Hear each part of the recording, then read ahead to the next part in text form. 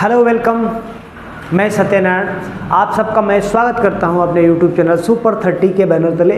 I hope आप सभी लोग ठीक होंगे। मैं आशा करता हूं सभी लोग ठीक होंगे और भगवान भोलेनाथ की कृपा आप लोगों पर बरसी रही होगी। चलिए शुरू करते हैं। आज हम एक ऐसे जॉब नोटिफिकेशन लेकर आए हैं जो 12th पास आउट हैं, उनके लिए ये जॉब नोटिफिकेशन बहुत ही खास हो सकता है। और प्लीज़ अगर आप हमारे चैनल पर नए हैं तो ज़रूर हमारे चैनल को सब्सक्राइब कीजिए, लाइक कीजिए और शेयर कीजिए। आइए शुरू करते हैं आपका जॉब नोटिफिकेशन। ये job UP triple S C junior assistant notification 2024 के द्वारा ये वैकेंसी निकाली गई है और ये नोटिफिकेशन जारी हुआ है। आइए हम जानते हैं उसका विवरण क्या है। ऑर्गेनाइजेशन का नाम उत्तर प्रदेश अधीनस्थ सेवा चयन आयोग, इनके द्वारा ये वैकेंसी निकाली गई है। अब ये वैकेंसी किसके लिए है, किस पद के लिए है? तो जूनियर असिस्टेंट पद के लिए ये वैकेंसी निकाली गई है। उसके बाद कितने जॉब की संख्या है, कितने पद हैं? तो 2702 यानी 2702 पद की वैकेंसी निकाली गई है। अब तिथियों को जानते हैं। तो नोटिफिकेशन जो जारी होगा वो 26/11/2024 को ये नोटिफिकेशन जारी किया जाएगा। एग्ज़ाम के लिए जो फॉर्म भरा जाएगा उसका डेट जो है वो होगा 13/12/2024 को फॉर्म भरना शुरू किया जाएगा। लास्ट डेट जो होगा वो 22/1/2025 को लास्ट डेट होगा। उसके बाद अगर आपसे फॉर्म भरते समय किसी भी तरह की त्रुटि हो जाती है, गलतियां हो जाता है, तो उसके लिए सुधार करने का जो टाइम निर्धारित किया गया है वो किया गया है 29/1/2025 तक आप अपने फॉर्म को सुधार कर सकते हैं। आवेदन शुल्क जो है इस बार बहुत कम लिया जा रहा है।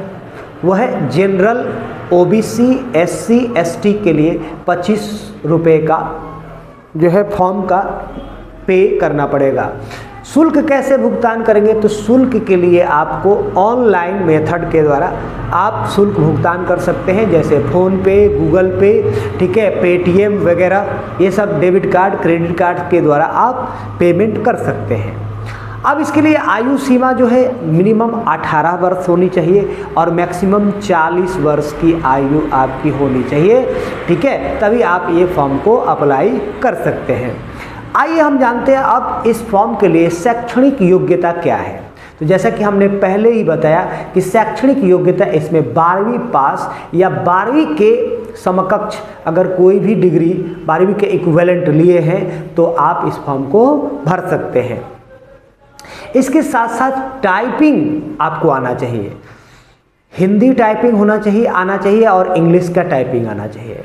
मिनिमम टाइपिंग का स्पीड आपका होना चाहिए 25 वर्ड पर मिनट और मैक्सिमम जो होना चाहिए वो 30 वर्ड पर मिनट आपको आना चाहिए। इसके साथ साथ आपको एक प्रमाण पत्र भी देना पड़ेगा इसके लिए, वो है CCC प्रमाण पत्र, जो DOE सोसाइटी द्वारा इस प्रमाण पत्र को दिया जाता है और पंजीकरण कराया जाता है। अब हम जानेंगे कि आवेदन कैसे किया जाएगा। तो ये हमने जितना भी बताया, ये क्या बताया था हमने कि फॉर्म कैसे भरा जाएगा, नोटिफिकेशन कब जारी होगा, इसके बाद लास्ट डेट कब है, आप सुधार किस दिन तक कर सकते हैं, ऑनलाइन जो फॉर्म का फी है उसको कितना जमा करना है, एज कितना है और कौन कौन से लोग भर सकते हैं। अब हम जानते हैं कि आवेदन कैसे करते हैं। तो आवेदन के लिए आपको क्या करना है, सबसे पहले कहाँ जाना है, UPSSC के आधिकारिक वेबसाइट पर जाना है। वहाँ पर जाने के बाद जूनियर असिस्टेंट रिक्रूटमेंट का एक लिंक होगा, उसको क्लिक करना है और क्लिक करने के बाद जितने भी इसमें दस्तावेज मांगे जा रहे हैं उन सभी दस्तावेज को क्या करना है, सबमिट करना है। और सबमिट करने के बाद भुगतान करना है, पैसे भुगतान करना है। पैसे भुगतान करने के बाद जब प्रिंट आउट ज़रूर ले लीजिए, ठीक है, जो आपके जीवन में आगे फ्यूचर में काम आ सकता है। दूसरा, अगर दस्तावेज के बारे में जानकारी हो, जैसे कि आप ऐसे तो हर चीज़ हम क्लियर कर रहे हैं, लेकिन अगर दस्तावेज के बारे में ज़्यादा और जानकारी चाहिए कि क्या क्या चीज़ें मांग रहा है, तो दूसरा लिंक दिया गया है हमारे यूट्यूब के सब डिस्क्रिप्शन बॉक्स में, वहाँ पर दूसरा लिंक क्लिक करना है नोटिफिकेशन का लिंक क्लिक करने के बाद आपको क्या मिलेगा, उसमें सारे नोटिफिकेशन के जो आवश्यक शर्त दिए गए हैं वो सारी चीज़ उसमें मिल जाएगा और आप उसको सावधानी पूर्वक पढ़ लें और पढ़ने के बाद अपने मन को तसल्ली करके फॉर्म जरूर भरें। अब हम जानते हैं कि देखिए आपने फॉर्म भर दिया, फॉर्म भरने के बाद अब आपको एग्ज़ाम की तैयारी करनी होगी। तो एग्ज़ाम की तैयारी करने के लिए सबसे पहले आपको बुक्स की ज़रूरत होगी, और बुक्स की ज़रूरत तो उसका भी हम सॉल्यूशन आपके पास लेकर ज़रूर आए हैं कि UP triple SC junior assistant recruitment के लिए जो बुक जारी किया गया है, कौन कौन से बुक पढ़ सकते हैं जो आपके एग्ज़ाम में काम आ सकता है। तो सबसे पहला सामान्य हिंदी डॉक्टर वासुदेव नंदन शुक्ला के द्वारा लिखा गया बुक है। वो अगर आप पढ़ते हैं तो आप इस एग्ज़ाम में बहुत सारे चीज़ों का जो डाउट है वो क्लियर हो सकता है।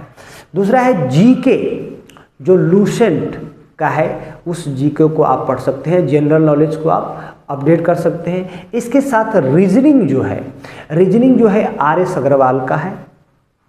आर.एस. अग्रवाल की बुक को आप बढ़िया से पढ़ सकते हैं और उसमें जितने भी रीजनिंग है उसका प्रैक्टिस लगातार करके आप अपने आप को सफल बना सकते हैं। उसके बाद कंप्यूटर नॉलेज किसके द्वारा लिखा गया है, अरिहंत एक्सपर्ट के द्वारा ये बुक लिखी गई है। आप इसको पढ़कर अपने नॉलेज को अपग्रेड कर सकते हैं। अब हम जानते हैं ये थी बुक, एग्ज़ाम कैसे आप कवर कर पाएंगे, उसके लिए ये बुक थी, ये आपको पढ़ना पड़ेगा। इसके साथ साथ एग्ज़ाम प्रिपरेशन के लिए टिप्स क्या है, तो सबसे पहला नंबर, आप एग्ज़ाम के पैटर्न को समझें कि देखिए एग्ज़ाम का पैटर्न क्या कह रहा है, कैसे आपको एग्ज़ाम का पैटर्न बता रहा है, उसका सिलेबस क्या है, कौन कौन से चीज़ें पूछ रहा है, इन सभी चीज़ों को सिलेबस आप समझें। और सिलेबस समझ जाते हैं तो आपका काम आधा आसान हो जाता है कि आपको ये पता चल जाता है कि हमें क्या क्या चीज़ पढ़ना है, सिलेबस के अनुसार आप अकॉर्डिंग टू जान लें। उसके बाद पहला नंबर टाइम टेबल बनाएं कि हमें कौन सा चीज़, रीजनिंग कब पढ़ना है, मैथ कब पढ़ना है, ठीक है, उसके बाद जीके कब पढ़ना है, हिंदी कब पढ़ना है, कंप्यूटर कब पढ़ना है, इन सभी चीज़ों का नॉलेज आपको हो जाएगा। उसके अनुसार आप टाइम टेबल बनाएं। उसके बाद मॉक टेस्ट।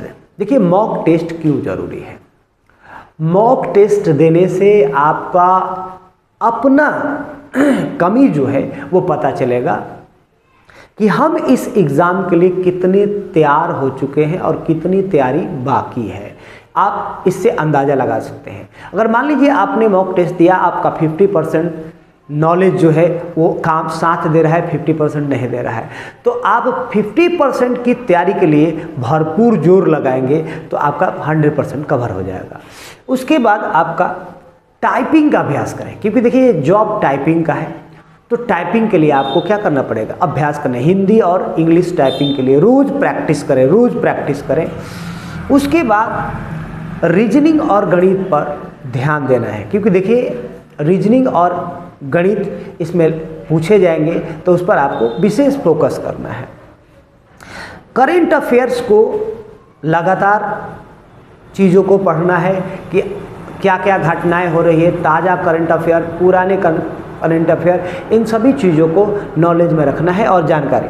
और उसके बाद अपने स्वास्थ्य का ध्यान रखना है, क्योंकि देखिए स्वार्थ लाई करे सब प्रीति, सुरनर मुनि सब के यही रीति। तो सबसे पहले स्वास्थ्य का ध्यान रखना है। स्वास्थ्य अगर आपका सही है तो सब कुछ सही है, स्वास्थ्य नहीं सही है तो कुछ भी सही नहीं है। तो इसलिए स्वास्थ्य अगर आपका सही रहेगा तो आप हर चीज़ कर सकते हैं, तो इसलिए स्वास्थ्य का ध्यान रखना बहुत ज़रूरी है। अब हम जानते हैं कट ऑफ, पिछले साल का कट ऑफ का हम विवरण जानते हैं कि 2 साल का हमारे पास डेटा है कट ऑफ का। वह 2021 में जो कट ऑफ था जनरल का 45%, जनरल जो कास्ट जनरल कास्ट हैं उनके लिए कैटेगरी जो है उनके लिए 45% है, OBC 42% है और SC ST के लिए 40% पर सिलेक्शन हुआ था।